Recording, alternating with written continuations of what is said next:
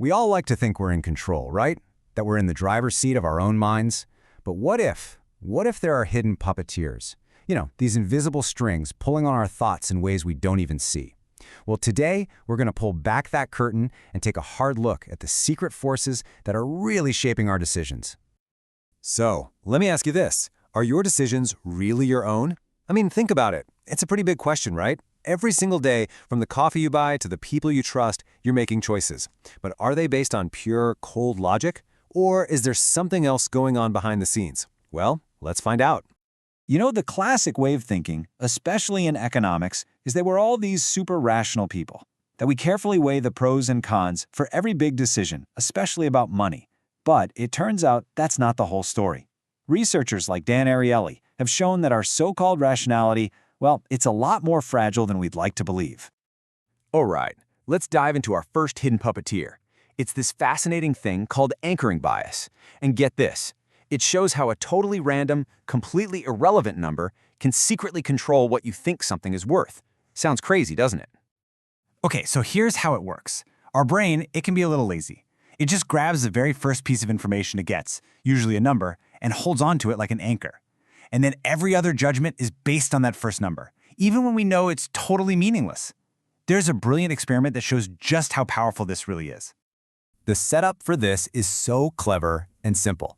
They took a group of 55 students and had them do two things.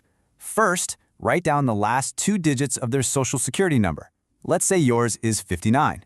Then, they showed them a bottle of wine and asked, "Would you pay $59 for this?" After that, they had everyone place a real bid in an auction.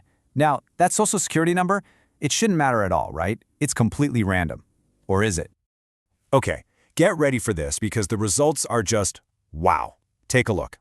The students with higher social security numbers, they consistently bid way more money. I mean, dramatically more. The group with high numbers, like 80 to 99, on average, bid over 3 times more than the group with low numbers, from 00 to 19. That first random number literally became an anchor for what they thought the wine was worth, and they had no idea it was happening. So, we've seen how a random number can mess with our idea of value. That's pretty wild. But what if these hidden forces could go even deeper? Could they change our actual physical experience of the world? Like, could your mind literally change what you taste?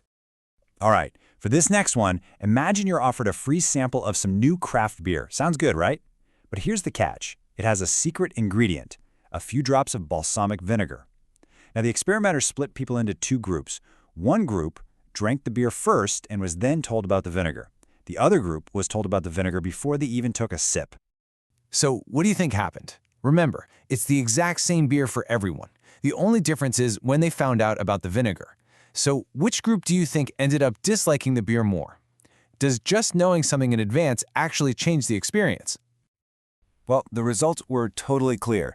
The group that was told about the vinegar beforehand, they hated it. They rated the beer so much worse. And here's the mind-blowing part. Their expectation didn't just change their opinion. It seems to have changed their actual physical sensory experience. The very idea of vinegar literally made the beer taste worse to them. It shows just how much our beliefs can shape our reality. Okay, so we've seen how these outside cues can mess with our sense of value and even our sense of taste. But what about something deeper? Something more personal, like our own morality? I mean, we all like to think we're good, honest people, right? But how solid is that moral compass, really? So here's this internal tug-of-war we all have going on. On one hand, we want to look in the mirror and see an honest, honorable person staring back. But on the other hand, hey, sometimes there's a real benefit to cheating, right? To bending the rules just a bit. This conflict creates what Dan Ariely calls our fudge factor. It's that little bit of wiggle room that lets us cheat just enough to get an advantage, but not so much that we stop thinking of ourselves as good people. So, to test this whole idea, researchers gave people a simple math test. In the control group, the experimenter checked everyone's answers. And on average, people solved about 3 problems correctly. So that's our baseline. That's what honest performance looks like. But then, they brought in a paper shredder. Now people graded their own tests, walked over to the shredder, destroyed the evidence, and just told the experimenter how many they got right. And what happened? Suddenly, the average claim score shot up to 5.5. See, people weren't claiming they solved everything, but a lot of them cheated by just a little bit. They were using that fudge factor. So, the big question is, how do you stop people from fudging the numbers? The researchers tried something incredibly simple.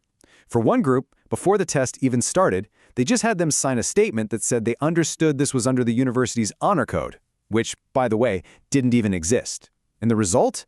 It was incredible. Cheating vanished. Completely.